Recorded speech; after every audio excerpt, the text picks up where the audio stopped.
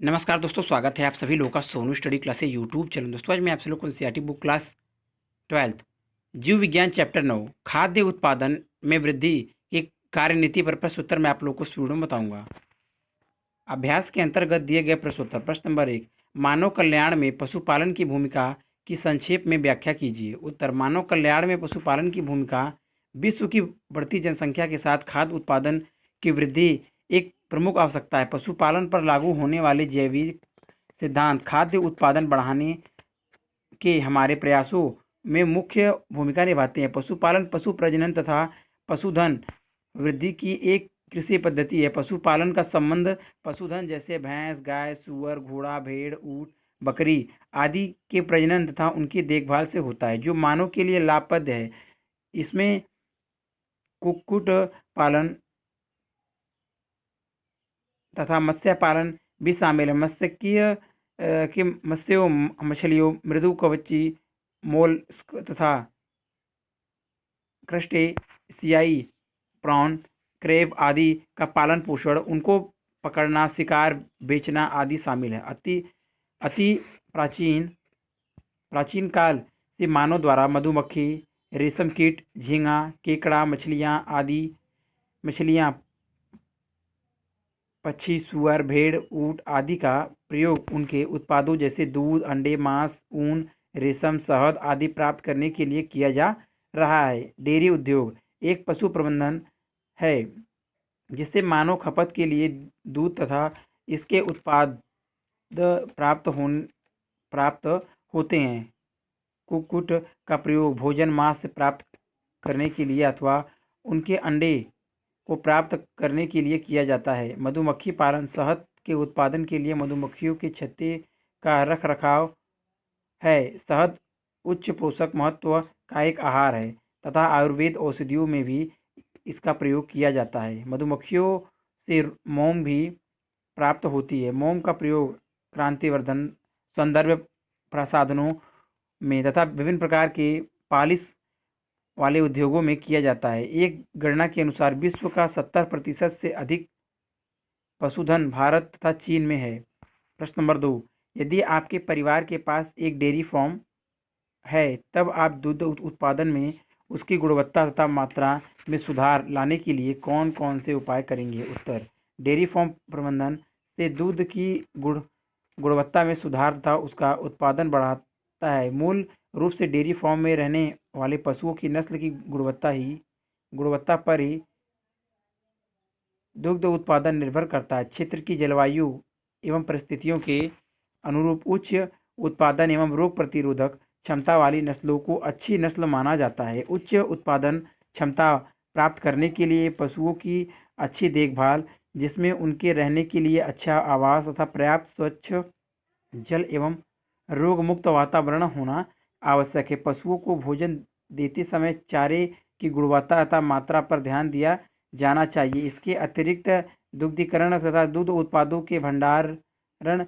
और परिवहन के दौरान स्वच्छता तथा पशुओं का कार्य करने वाले व्यक्ति के स्वास्थ्य का महत्व सर्वोपरि है। पशु चिकित्सक का नियमित जांच हेतु आना अनिवार्य है। इन सभी कठोर उपायों को सुनिश्चित करने के लिए सही रिकॉर्ड रखने एवं समय समय पर निरीक्षण की आवश्यकता होती है, जिससे समस्या की पहचान और उसका समाधान शीघ्रतापूर्वक निकालना संभव हो जाता है।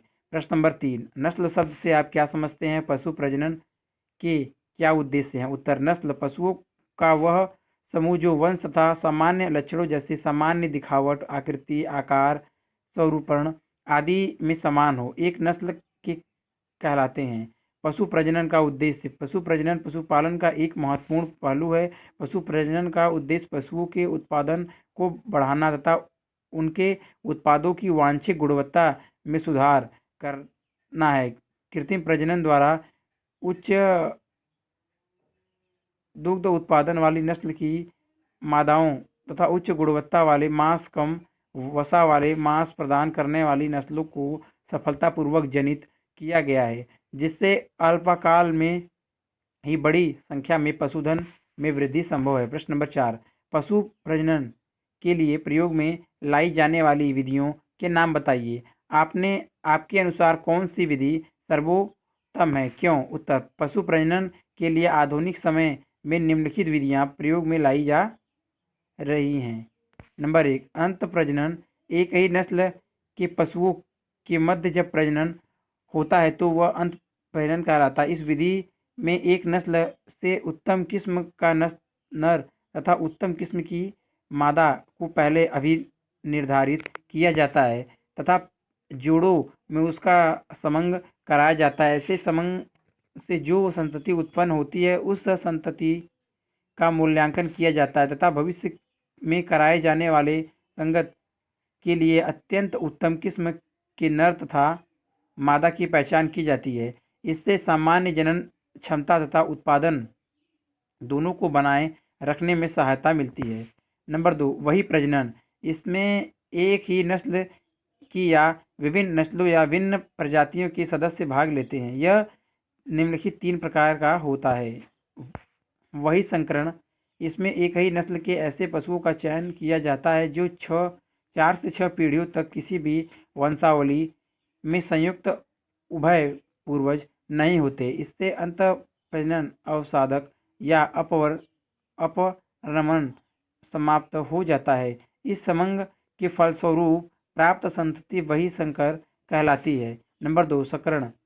संकरण किसी जीव की ऐच्छिक विशिष्टताओं के संरक्षण एवं प्रसार की महत्वपूर्ण युक्ति है। जंतु प्रसंकरण द्वारा मानवोपयोगी पशु पक्षियों की नस्ल सुधारक आधिकारिक लाभ प्राप्त किया जाता है। संकरण 2 विभिन्न नस्लों के वांछनीय गुणों के संयोजन में सहायक होता है। इससे नई नस्ल को वर्तमान नस्लों से श्रेष्ठ होती हैं प्राप्त की जाती हैं। जैसे हिसरडेल नस्ल की भेड़ का विकास बीकानेरी भेड़ तथा मेरिनो रेम्स मेंढा से किया गया है। नंबर 3, अतः विशिष्ट संकरण।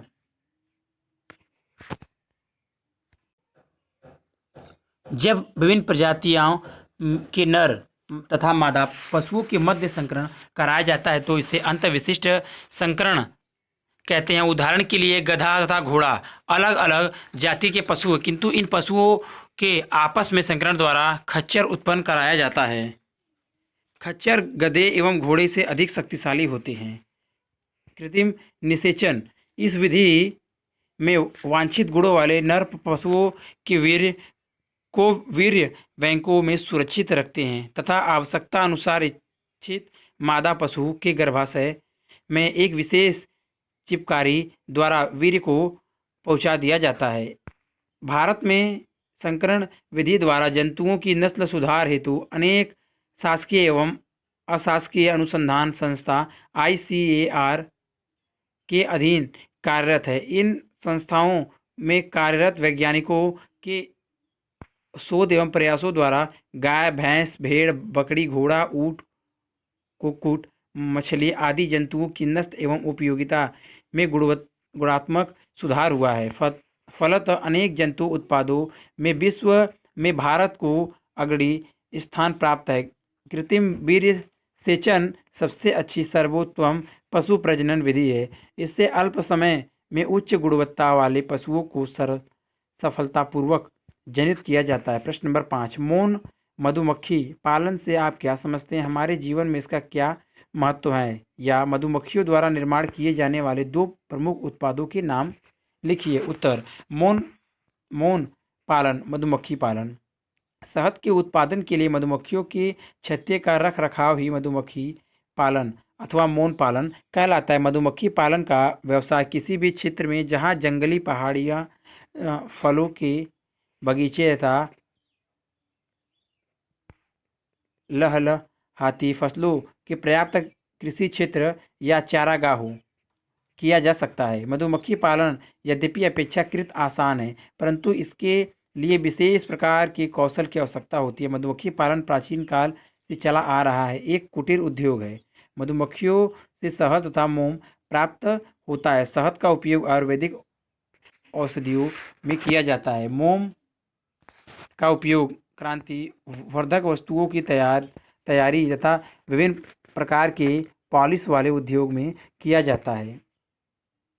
पुष्पीकरण के समय यदि मधुमक्खी के छत्तों को खेतों के बीच में रख दिया जाए तो इससे पौधों की परागण क्षमता बढ़ जाती है और इस प्रकार फसल तथा शहद दोनों के उत्पादन में सुधार हो जाता है। प्रश्न नंबर 6, खाद्य उत्पादन को बढ़ाने में मत्स्यिकी की भूमिका की विवेचना कीजिए। उत्तर, मत्स्यिकी की भूमिका मत्स्य पालन के अंतर्गत मछली पालने के तरीकों एवं इसके रखरखाव और उपयोग के बारे में अध्ययन किया जाता है। मछलियों से मांस, प्रोटीन का स्रोत, तेल इत्यादि प्राप्त होता है। मत्स्यिकी एक प्रकार का उद्योग है जिसका संबंध मछली अथवा अन्य जलीय जीव को पकड़ना, उनका प्रसंस्करण तथा उन्हें बेचने से होता है। हमारी संख्या का एक बहुत बड़ा भाग आहार के रूप में मछली उत्पादों तथा अन्य जलीय जंतुओं पर आश्रित है। भारतीय अर्थव्यवस्था में मत्स्यिकी का महत्वपूर्ण स्थान है। यह समुद्र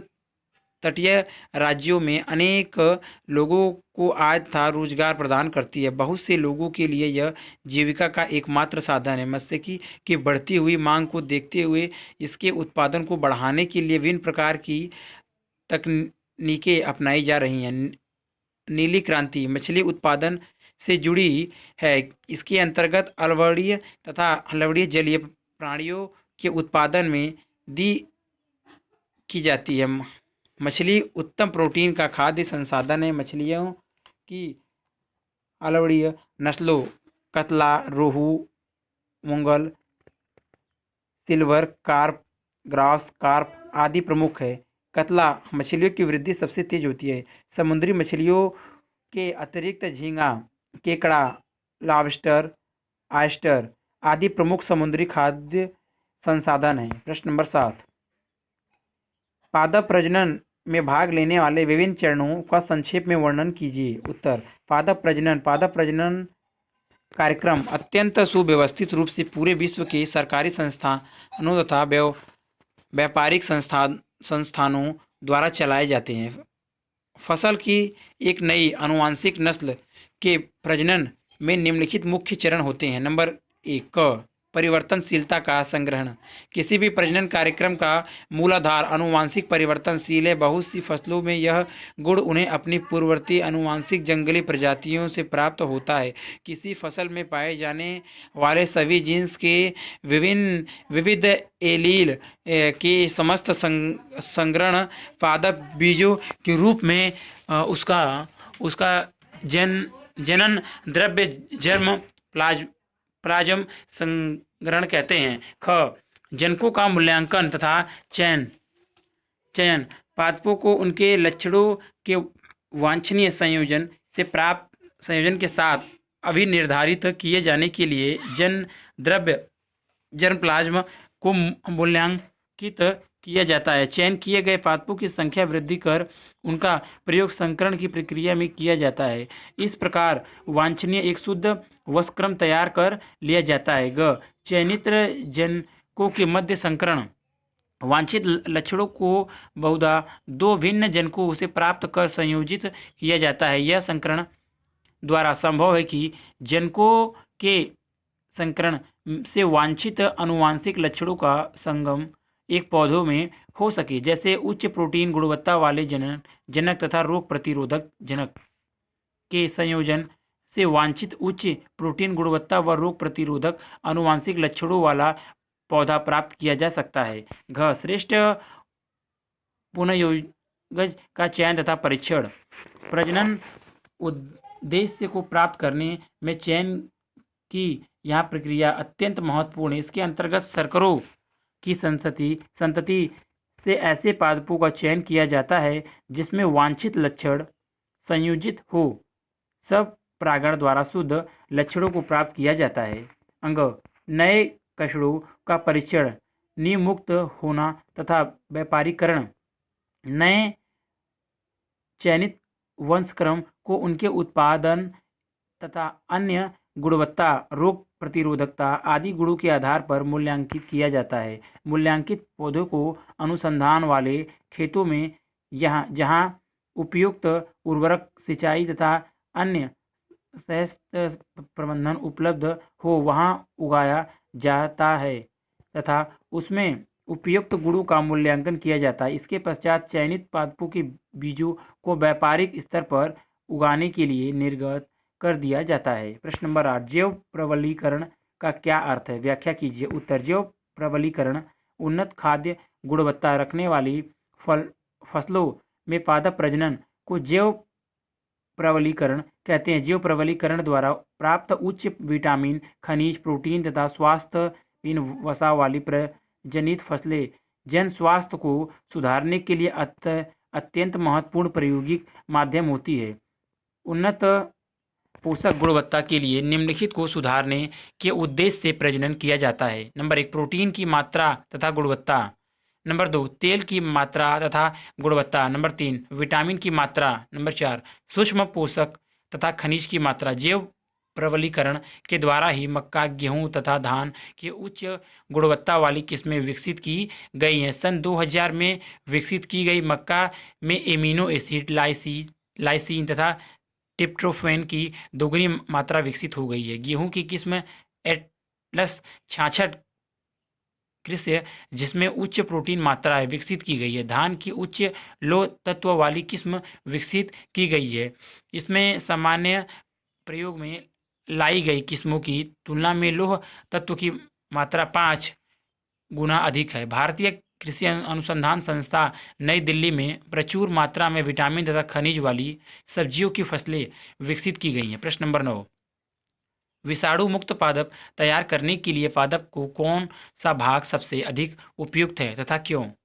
उत्तर, विषाणु मुक्त पादप तैयार करने के लिए पादप का शीर्ष तथा कक्षीय भाग विभज्योतक सबसे अधिक उपयुक्त होता है क्योंकि यह भाग विषाणु से अप्रभावित रहता है। प्रश्न नंबर 10, सूक्ष्म प्रवर्धन द्वारा पादपों के उत्पादन के मुख्य लाभ क्या हैं? उत्तर, सूक्ष्म प्रवर्धन ऊतक संवर्धन द्वारा हजारों की संख्या में पादपों को उत्पन्न करने की विधि सूक्ष्म प्रवर्धन कहलाती है।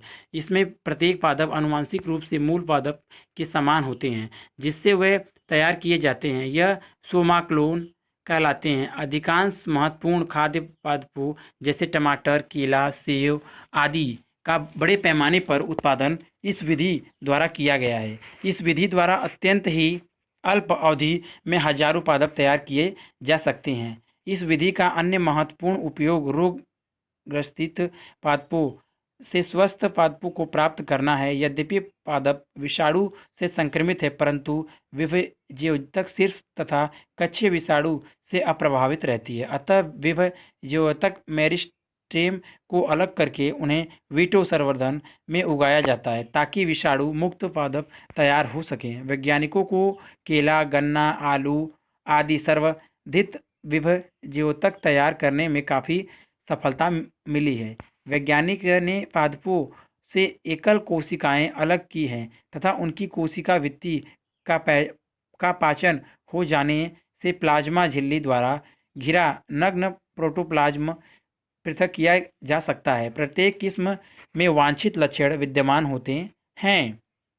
पादपों की दो विभिन्न किस्मों से अलग किया गया प्रोटोप्लास्ट युग्मित होकर सकल प्रोटोप्लास्ट उत्पन्न करता है जो आगे चलकर नए पादप को जन्म देता है। यह सकर कायिक सकर कहलाता है तथा यह प्रक्रम कायिक सकरण कहलाता है। प्रश्न नंबर 11, पत्ती में कर्तात्मक पादप के प्रवर्धन में जिस माध्यम का प्रयोग किया जाता है उसके विभिन्न घटकों का पता लगाओ। उत्तर, इस माध्यम के निम्नलिखित घटक होते हैं। नंबर 1, एक्सप्लांट शीर्ष या कक्षस्थ कलिकाओं का भाग। नंबर 2, सर्वत्र माध्यम सुक्रोज, अकार्बनिक लवण, विटामिन, अमीनो अम्ल। नंबर 3, वृद्धि नियंत्रक ऑक्सिन साइटोक्सिन।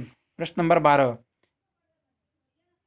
सस्य पादपों के किन्हीं 5 संकर किस्मों के नाम बताइए जिनका विकास भारतवर्ष में हुआ है। उत्तर, नंबर 1, सवर्ती सोनोरा गेहूं की किस्म। नंबर 2, गंगा 5 मक्का की किस्म। नंबर 3, साबरमती VCS 55 धान की किस्म। नंबर 4, पूसा 240 चने की किस्म। नंबर 5 पूसा बोतड़ सरसों की किस्म। अगर वीडियो अच्छी लगी तो वीडियो को लाइक करें, शेयर करें, कमेंट करें और नेक्स्ट वीडियो के लिए चैनल को सब्सक्राइब जरूर करें। Thank you for watching.